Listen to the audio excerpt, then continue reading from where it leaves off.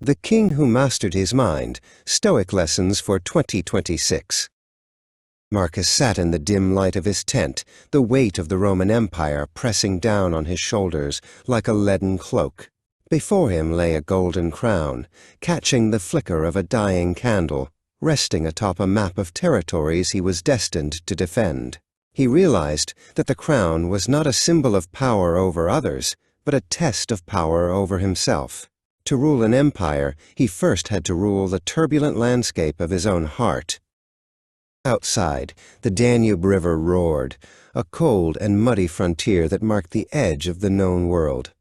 The rain turned the earth into a gray slurry, mirroring the chaos of the warring tribes beyond the borders. Marcus stood at the edge of the camp, his red cloak heavy with moisture.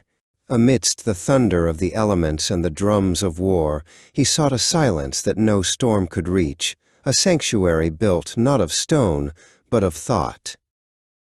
He retreated to his desk and took up his stylus. His hands, calloused from the hilt of a sword and stained with the ink of administration, began to move across the parchment.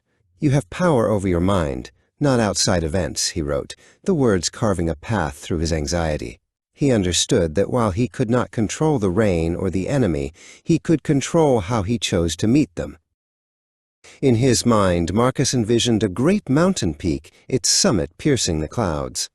Though the fiercest thunderstorms lashed its sides and lightning scarred its face, the mountain remained unmoved. He told himself to be like that peak.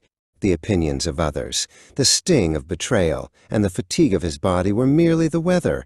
He was the bedrock beneath it all. Tragedy struck the heart of Rome as a devastating plague swept through the narrow streets. Marcus returned to the city, not as a distant ruler, but as a servant of his people. He walked through the haze of medicinal incense, offering comfort to those in despair. A citizen named Lucian reached out in grief, and Marcus took his hand, teaching him that while we cannot choose our sorrows, we can choose to meet them with dignity and kindness. When the world felt too small and its problems too vast, Marcus looked to the stars. He imagined himself rising above the clouds, higher than the eagles, until the great city was but a speck of dust. From this cosmic height, the wars and the wealth of men seemed like the play of children. This perspective didn't make life meaningless. It made his burdens light enough to carry with a smile. Every morning before the sun broke the horizon, Marcus prepared his soul for the day's friction. He sat with his trusted general, Bassus, in the biting cold. "Today I shall meet the ungrateful, the violent, the treacherous," Marcus whispered. He told Bassus that these people were his kin, merely lost in the dark, and that he would not let their shadows extinguish his own light.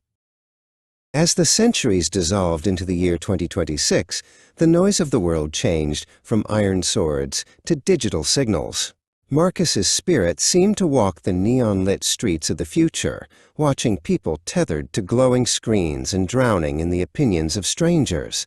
He saw that the ancient struggle remained the same, the battle to keep one's inner flame burning amidst a hurricane of distractions.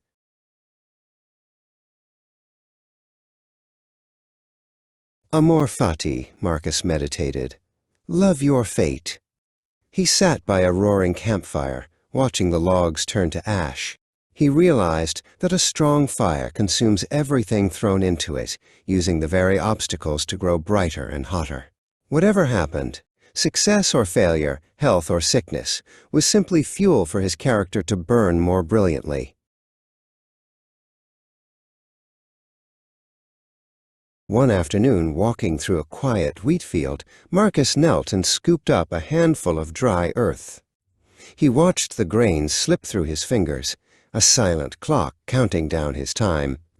Memento Mori, he reminded himself. Death was not a shadow to fear, but a sun that illuminated the urgency of living well right now, in this very moment.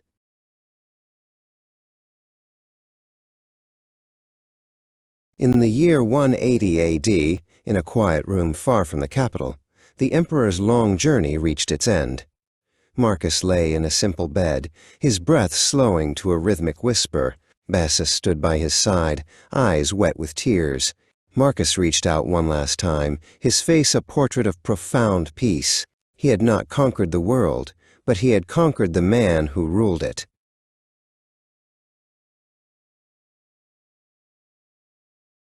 Long after the Roman Empire fell, Marcus's private journal survived.